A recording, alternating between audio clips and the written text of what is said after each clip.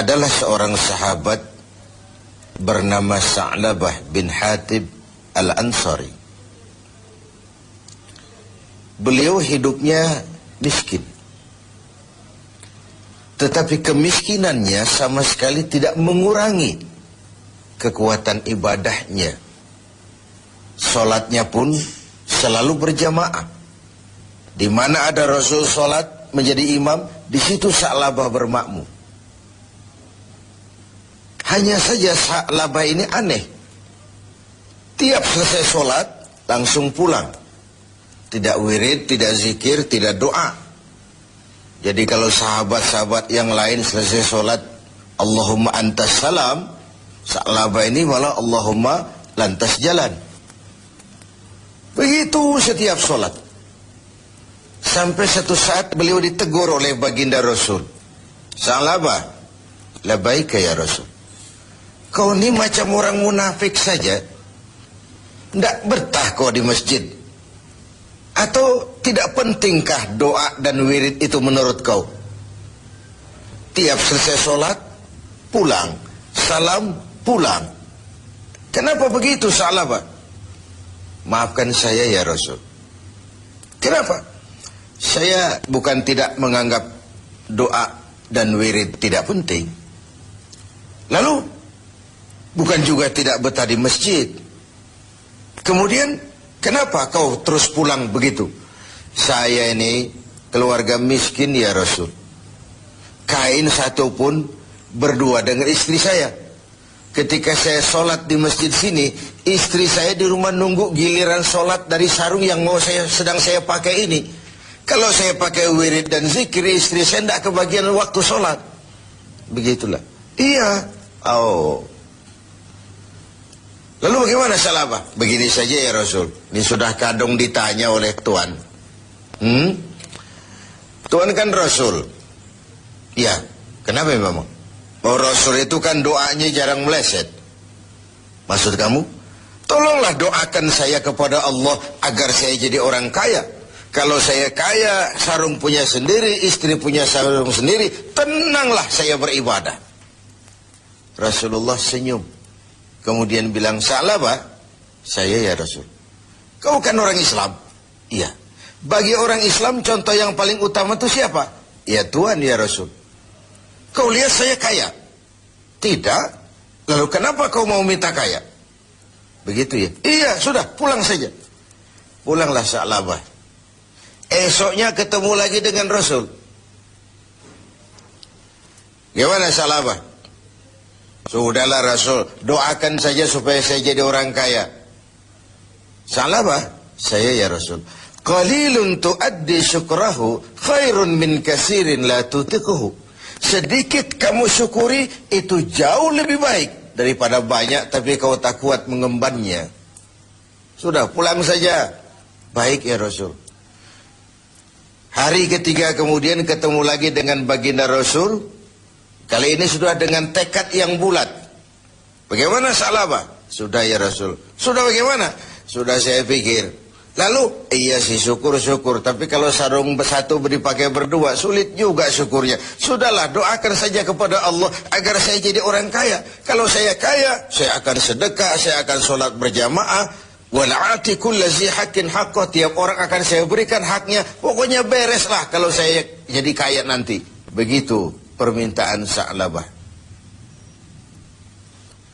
Didesak sedemikian rupa, akhirnya baginda Rasul mengangkat kedua belah tangan, mendoakan Sa'labah. Allahumma razuk Sa'labah. Ya Allah, berikan rezeki kepada Sa'labah. Oleh baginda Rasul, Sa'labah dihadiahkan seekor kambing betina yang sedang hamil. Peliharalah kambing ini Sa'labah, mudah-mudahan bawa berkah bagi kau. Dipeliharalah kambing ini oleh Sa'labah sampai melahirkan 2 ekor sekaligus. 1 menjadi 3, 3 menjadi 5, 5 menjadi 7. Makinlah hari kambingnya makin banyak berkembang biak. Ketika kambing banyak berkembang biak, Sa'labah mulai kesibukan. Datang sholatnya mulai terlambat. Tadinya sebelum waktu sudah menunggu di masjid. Sekarang imam sudah qomat baru dia datang. Lama-lama sholat 5 waktu pun tidak kelihatan. Jumat saja di masjid. Itu pun kalau khatib sudah naik mimbar, baru dia datang. Terakhir Jumat pun tidak kelihatan juga. Orang tanya, kemana Sa'labah? Sibuk keluar kota, ngembala kambing. Ya wailah Sa'labah. Sayang sekali, celaka Sa'labah. Sampai ketika turun kewajiban membayar zakat, alih-alih Sa'labah malah tidak mau mengeluarkan zakatnya.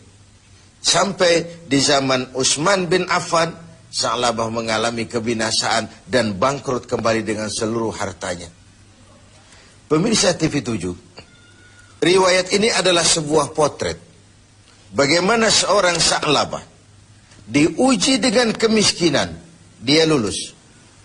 Tapi saat diuji dengan kekayaan, dia gagal, berantakan. Ketika miskin dia hamba Allah. Setelah kaya dia pindah menjadi hamba harta. Sikap ini mencerminkan tidak istiqamah. Tidak punya pendirian yang tetap dalam menjaga nilai kehambaan di hadapan Allah Subhanahu wa ta'ala. Bahwa isi hidup ini penuh cobaan, ujian. Quran sudah menjelaskan itu kepada kita. وَلَنَبْلُوَنَّكُمْ بِشَيْءٍ مِّنَ الْخَوْفِ وَالْجُوعِ وَنَقْصٍ مِّنَ الْأَمْوَالِ وَالْأَنْفُسِ وَالثَّمَرَاتِ. Dan pasti dengan lamu taukid, walanabluwannakum, dan pasti kami akan uji kamu dengan sebagian kecil dari apa? Minal khauf, rasa takut. Kadang dalam hidup kita dihinggapi rasa takut yang tidak beralasan. Sudah kaya takut kalau jatuh miskin.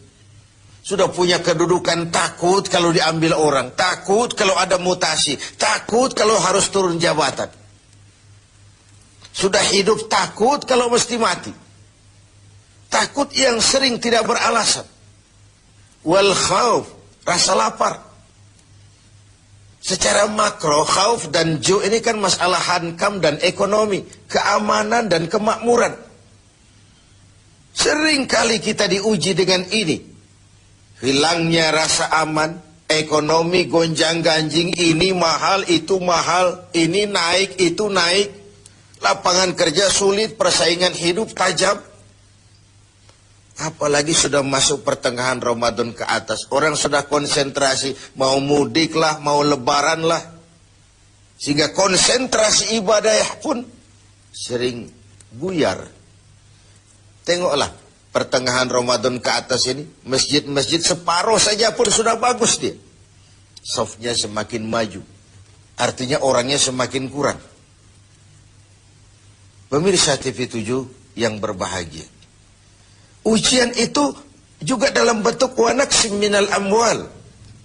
Kekurangan harta, kehilangan, rampok, kecurian, wal anfus, kekurangan jiwa, kematian, wathamarat, kekurangan buah-buahan.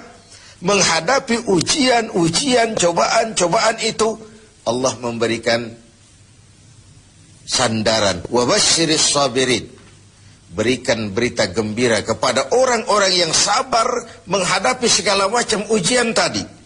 Siapa orang yang sabar? Alladzina iza asabathum musibah qalu inna lillahi wa inna ilaihi raji'un.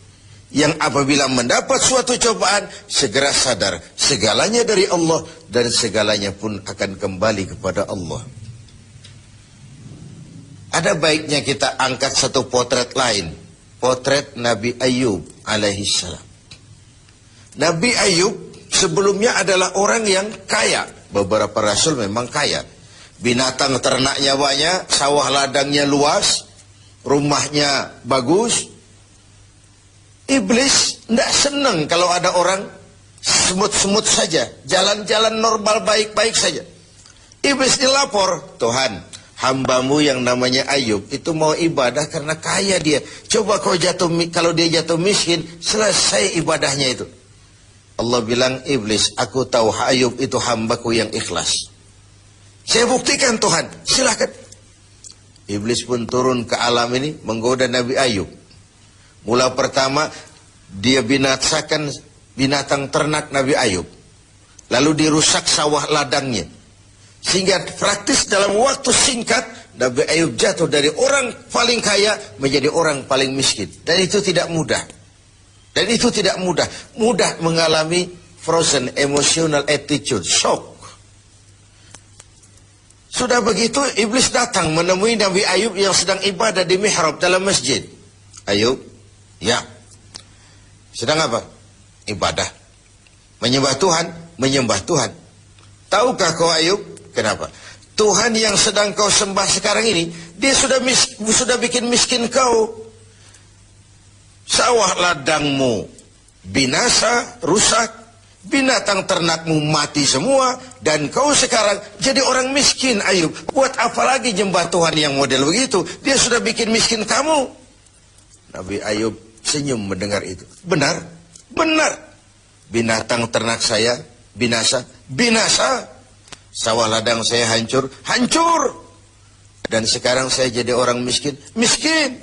Alhamdulillahilladzi a'tani wa akhaza minni. Segala puji bagi Allah yang telah memberikan harta kepada saya dan sekarang mengambilnya lagi. Tengoklah Nabi Ayub ini. Ketika binatang ternaknya binasa, sawah ladangnya musnah, bukan innalillahi malah alhamdulillahilladzi a'tani wa akhadha minni. Segala puji bagi Allah yang telah memberikan kekayaan kepada saya dan sekarang mengambilnya lagi. Allah yang memberi, Allah juga yang mengambil. Inilah yang disebut sikap istiqamah. Ibadah kita tidak bergantung kepada cuaca. Sebagaimana di awal tentang Sa'labah bin Hatib al-Ansari tadi.